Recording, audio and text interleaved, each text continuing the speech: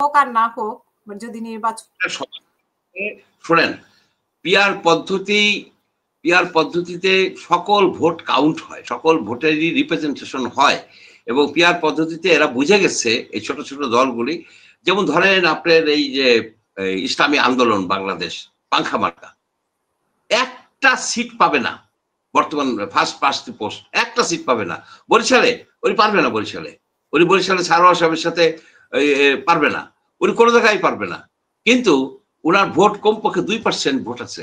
সারা বাংলাদেশের ভোটগুলিকে যদি ওনাকে দেয় ওনার ফলোয়াররা, তাহলে উনি 6টা সিট পাবে, 6টা এমপি পাবে, উনি 6টা এমপি পাবে। জামাত ইসলাম দেখেন 2008 সনে 2008 সনে না 1996 এর জুনের ইলেকশনে 8% ভোট পেয়েছিল, সিট পেয়েছিল 3টা সিট পেয়েছিল 8% ভোটে। পিআর পদ্ধতিতে সে 24টা সিট পাওয়ার কথা, 24টা সিট পাওয়ার কথা। ছোট দলগুলি এইভাবে ডেপ্রাইভড হচ্ছে। এখন ছোট দলগুলি সব ইউনাইটেড হচ্ছে, এবং এই পিআর পদ্ধতিতে এই নমিনেশন বেচার কোনো উপায় নেই। অনেকেই এটাকে বলে যে নমিনেশন বেচে ফেলা হবে। নমিনেশন বেচা যদি আপনার উল্টা পাল্টা গুন্ডা সন্ডাদের লিস্ট যদি প্রথম দিকে দিয়ে দেয়, সেই প্যানেলে তো ভোট দেবে না, সেই প্যানেলে তো পাবলিকে ভোট দেবে না, সারা বাংলাদেশের ভোট তো। সুতরাং এইখানে ভালো একটা পলিটিক্যাল পার্টির ভালো ফেসটাকেই সামনে আনতে হবে, ভালো ফেসটাকেই সামনে আনবে, এবং ভালো লোকই নমিনেশন পাবে। এবং এখানে একটা ভয় এদের যে সরকার দুর্বল হবে, কারণ আপনার অ্যাবসলিউট মেজরিটি অর্থাৎ আপনার 50-1% ভোট খুব সম্ভব কেউই পাবে না, কোনো দলই পাবে না। তাহলে তাদের কোয়ালিশন করতে হবে। তো কোয়ালিশন করলে অসুবিধাটা কি? কোয়ালিশন করলে অসুবিধা তো নাই। এরা চাচ্ছে যে 5 বছর ব্যাপী একটা মৌরশিপ পাট্টা, একবার আমি হব অ্যাবসলিউট মেজরিটি, 2/3 মেজরিটি থাকবে, শেখ হাসিনার মতো আমি 15 অ্যামেন্ডমেন্ট করবো, 17 অ্যামেন্ডমেন্ট করবো, যা ইচ্ছা তাই করবো, আইন দ্বারা আমরাই করবো। সেখানে এরা বলে যে ফ্যাসিজম ঠেকানোর উপায় হচ্ছে পিআর পদ্ধতি। এই পিআর পদ্ধতির স্টাডি করা দরকার, এবং এই পিআর পদ্ধতিতে কোন রকমের ঝামেলা নাই। পার্টিতে ভোট দিবে লোক, মার্কায় ভোট দিবে, মার্কায় ভোট দিয়ে দিবে। আপনি করেন যে হর্স ট্রেডিং হইতো আগে, ইন্ডিয়াতেও হয়, পাকিস্তান আমলেও হইতো, বিক্রি হয়ে যেত এমপিরা। এই বিক্রি বন্ধের জন্য যারা ওই করবে, কোয়ালিশন করবে, সে কোয়ালিশন 6 মাসের জন্য এফেক্টিভ থাকতে বাধ্যতামূলক, নাহলে তাদের এটা ক্যান্সেল হয়ে যাবে ওই 70 ধারার মতো। তাহলে তো এক ধরনের স্টেবিলিটি আসে। আর একটা কথা, আপনার অতি স্টেবল গভর্নমেন্ট তো আমাদের ছিল, শেখ হাসিনার গভর্নমেন্ট ছিল না, এমন গভর্নমেন্ট যে গভর্নমেন্ট মানে 40 বছর পর্যন্ত থাকবে বলে প্ল্যান করছিল, ছিল তো প্রায় কত 16-17 বছর ছিল। রেজাল্ট হয়েছে কি? Total dictatorship. শেখ হাসিনার যদি এই গভর্নমেন্ট টিকে যাইতো, এই 24 সনের ইলেকশন গভর্নমেন্ট টিকে যেত, আপনার বাংলাদেশের সাথে এই নর্থ কোরিয়ার খুব একটা পার্থক্য পাইতেন না, খুব একটা পার্থক্য পাইতেন না। সেইভাবেই কিন্তু একটা পরিবারের হাতে এই দলটা, পরিবার এবং তাদের সাইকোপ্যানদের হাতে এই কান্ট্রিটা আপনার ন্যস্ত হইতো, সকল সম্পত্তি। আমরা ভূমিদাসে, আমরা তো ভূমিদাস ছিলাম, we were no more than serf. আমাদের যা বলতো আমাদের তাই করতে হতো।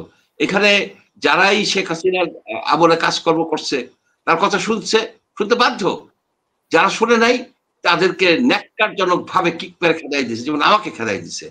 যেহেতু আমি দীপুমণির এই বালুচুরি ধরছি, এটা প্রতিবাদ করছি, ন্যায্যভাবে প্রতিবাদ করছি, ক্যাবিনেট ডিভিশনে জানাইছি, সবাইকে জানাইছি, পরে যখন পাবলিক করছি, আবার 21 দিনের মাথায় আমাকে রাষ্ট্রদ্রোহী কেসেও দিতে গেছিল, অনেক কিছু চেষ্টা করছে, পারে নাই, আমাকে চাকরিচ্যুত করে দিচ্ছে। এখন সবাই তো এটা করতে পারে নাই বা করে নাই, এবং ডিক্টেটরশিপের আন্ডারে অনেক লোক আছে, নীতিবান লোক, কিছু করার থাকে না। সেই ডিক্টেটরশিপ আমরা আর চাই না। আমরা চাই না যে কোন দল অ্যাবসলিউট মেজরিটি নিয়ে আসা 5, 10, 20 বছর পর্যন্ত শাসন করুক, তারা যেন একটা ইসের মধ্যে থাকে। সেজন্য আমি পিআর পদ্ধতির পক্ষে বলি, এই কারণে যে এতে ছোট ছোট দলগুলি সংসদে আসতে পারবে। যে আপনার যে কত বড় বড় নেতা আছে, মান্না ভাই, মাহমুদুর রহমান মান্না, সে একজন প্রাজ্ঞ ব্যক্তি রাজনীতির। তার এলাকায় তো সেদিকে শুনলাম উনি বলতেছেন যে ওনার যে নাগরিক ঐক্যের যে শিবগঞ্জের যে চিফ প্রধান, তাকে ছুরিকাঘাত করা হয়েছে, উনি মামলা দিতে পারে নাই। একটা ন্যাশনাল ফিগার, উনি যে বলে মামলা নেয় না, তাহলে কিভাবে হবে? আর প্রপোর্শনাল নির্বাচন হলে ওনার কি 2% ভোট নেই? উনি 6টা এমপি নিয়ে যাবে ওখানে। 2% ভোট আছে, কমিউনিস্ট পার্টির ভোট আছে, আপনার অলি আহমেদ সাহেবের দলের কি ভোট নাই? আছে, কম, বলি কম। 1% হলেও তো আপনার 9 লক্ষ ভোট, মানে আপনি তো 12 কোটি ভোটারের মধ্যে 80% ভোট দিলে আপনি যদি 9 লক্ষ লোক ভোট দেয় তাহলে 1% হয়। 1% পাওয়া মানে হলো কাট অফ পয়েন্ট, যদি আপনি 1% রাখেন তাহলে সে 3টা সিট পায়। তার জন্য তার শেখ হাসিনা, খালেদা জিয়ার ওর হাতে পায়ে ধরতে হয় না। এরা এই যে জেনারেল ইব্রাহিম শেষ পর্যন্ত শেখ হাসিনার এসে গেল, আমরা অনেক নিন্দা করলাম, এখনো করি, কিন্তু বেচারা তার বয়স হয়ে গেছে, সে সংসদে যেতে চায়, রাজনীতি করছে, তার ওইটা ছাড়া সে কোনোভাবেই সে আর সংসদে ঢুকতে পারতেছে না, সেই জন্য সে ওইভাবে করছে। এই ছোট ছোট নেতাদের, ছোট ছোট দলের নেতাদেরকে যদি আপনি মুক্ত করতে চান, তারা ইন্ডিপেন্ডেন্টলি বাংলাদেশের স্বার্থ রক্ষা করার জন্য সংসদে কথা বলতে চায়, তাহলে আপনার পিআর পদ্ধতি আনতে হবে। কিন্তু বিএনপি পিআর পদ্ধতি চায় না।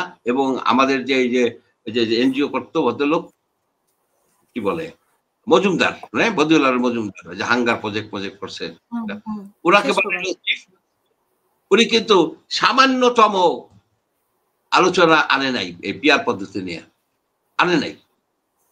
তো যাই হোক, এটা নিয়ে আরো আমাদের আরো আলোচনা করা দরকার আছে পিআর পদ্ধতি নিয়ে, এটা যাতে আমরা মানে ফাঁসিবাদ থেকে